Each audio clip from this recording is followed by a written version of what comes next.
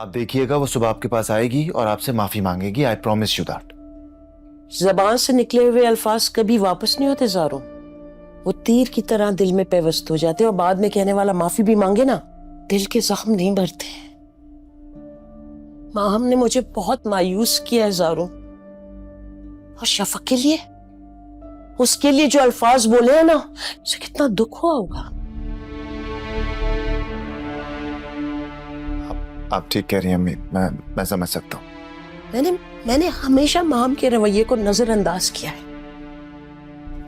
क्या कुछ नहीं कहा है उसने शफक को, और कैसे कैसे इल्जामात नहीं लगाए उस पर, मगर बस अब हद हो चुकी है। मैं अपने लिए बहुत कुछ बर्दाश्त कर सकती हूँ, लेकिन शफक के लिए अब एक लफ्ज भी बर्दाश्त नहीं करूंगी। बस ठीक है, तो तुम माहम से साफ साफ पूछो कि वो क्या चाहती है, और अगर उसे शफक का वजूद इस घर में बर्दाश्त नहीं है ना, तो तुम अपनी बीवी को लेकर कहीं और चले जाओ। मगर मैं अपनी बच्ची को जल्दबाजी में इस घर से नहीं निकालूंगी। क्या बात कर रही हैं अम्मी आप ऐसा कैसे सोच सकती? क्या मैं आपको छोड़ सकता हूँ, या इस घर को छोड़कर मैं कहीं और रह सकता हूँ क्या? That's not possible.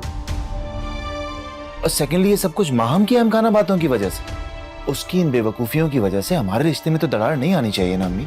तो ठीक है, फिर उसे सख्ती से समझाओ कि अपनी नादानियों से बाज आ जाए, वो इस घर के माहौल को मजीद खराब ना करे। आप बिल्कुल परेशान ना हो अम्मी, लेकिन लगता है कि उसे अब किसी और जुबान में समझाना पड़ेगा।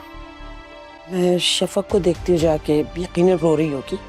मैं चलता हूँ। नहीं, तुम रहने दो, माम फिर घर में कोई फसाद ना करे। अम्मी प्लीज, क्या हो गया आपको? अब उसकी नाजायज बातों पर मैं सर तो नहीं झुका सकता ना। फिर भी बेटा, बेहतर है कि अभी उसके पास जाओ और उससे जाके बात करो।